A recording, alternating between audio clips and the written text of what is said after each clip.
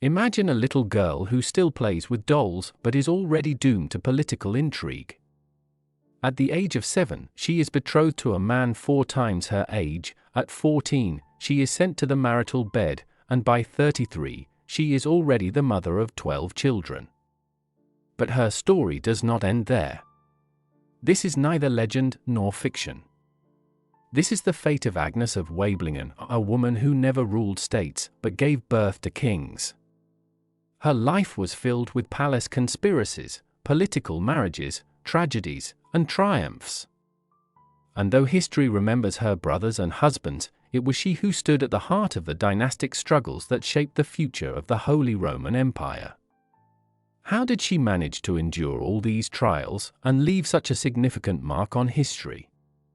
Let's find out.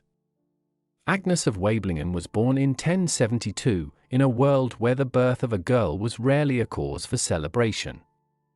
She was the daughter of one of the most controversial monarchs of his time, Henry IV, King of Germany, a man whose name is forever etched in history due to the Synod of Worms, the walk to Canossa, and his endless conflicts with the popes of Rome. But from the moment the newborn was placed in her mother's arms, her fate was already sealed. In royal families, politics always took precedence over love and affection, and even towards his own wife, Henry acted not as a husband but as a man bound by dynastic obligations. Her mother, Bertha of Savoy, was known for her beauty and gentle nature. Yet, paradoxically, these very qualities became her curse. Henry despised her precisely for her meekness. He openly took mistresses, surrounded himself with favorites, and in the rare moments he appeared at court, he regarded his wife with cold indifference. Historians recount his words to the princes when he demanded a divorce. "I cannot reproach her for anything, but I can no longer bear to live with her." His request was denied. Bertha remained queen, unloved, humiliated, broken by endless betrayals and public disgrace. And it was in this oppressive atmosphere that her daughter Agnes grew up. A daughter, not a princess. Henry IV never saw his youngest daughter as a child. To him, she was merely a piece on the chessboard of high politics, a bargaining chip to be used in securing a favorable alliance. Agnes had an elder sister, Adelaide. Perhaps, had she lived to adulthood, her fate would have been as tragic as Agnes's. But destiny had other plans. The girl died before reaching the age of 10. After her death, their father turned his attention to Agnes. Now, she alone could serve as a tool in his political games. And soon enough, she would learn the true cost of royal blood. A young bride and an alliance with the Hohenstaufens. Agnes was only 7 years old when her fate was decided for her. One day, her father informed her that she was betrothed. Her intended husband was Frederick I of Hohenstaufen, the 30-year-old Duke of Swabia. Of course, the girl had no choice. Her marriage was nothing more than a move in Henry IV's political game.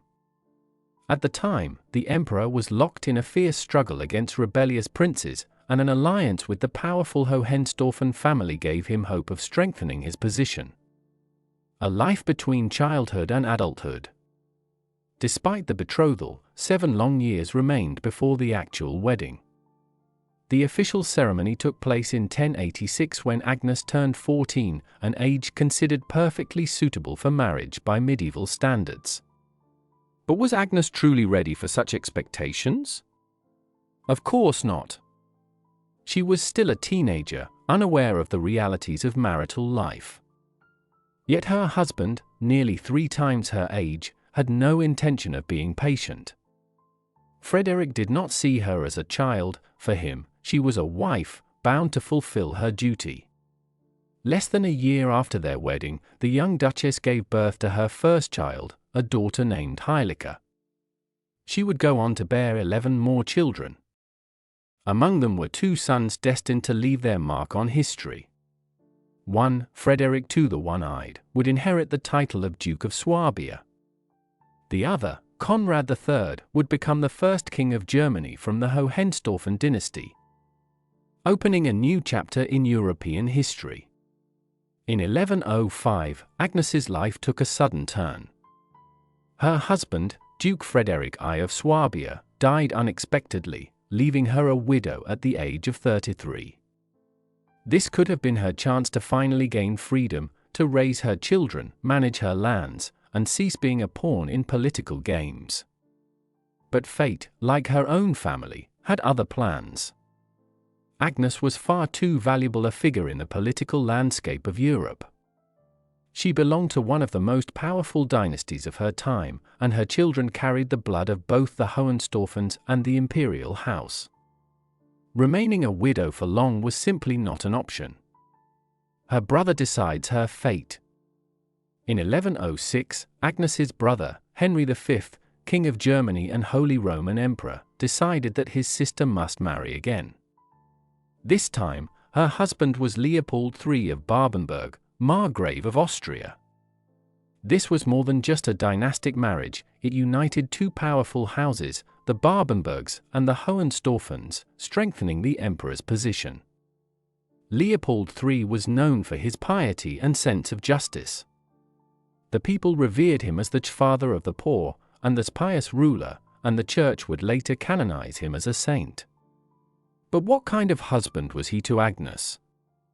History remains silent on this matter, but one might assume that their marriage was calmer than her first. Yet peace did not last long. As in her previous marriage, Agnes's primary duty was to bear heirs. Once again, she gave birth almost every year.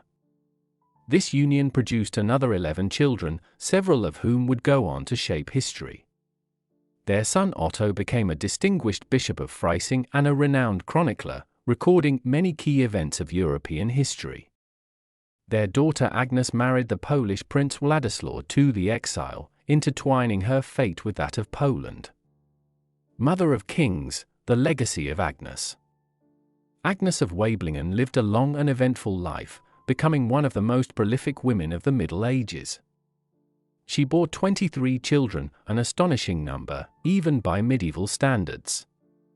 Not only did her children survive, but they also rose to prominent positions across Europe, spreading her lineage through the most powerful dynasties of the continent. Agnes's sons became kings, dukes, and bishops, while her daughters married rulers and heirs to thrones. She was the mother of the first German king from the Hohenstaufen dynasty, Conrad III, whose descendant, Frederick I Barbarossa, would become one of the most legendary figures of the medieval era.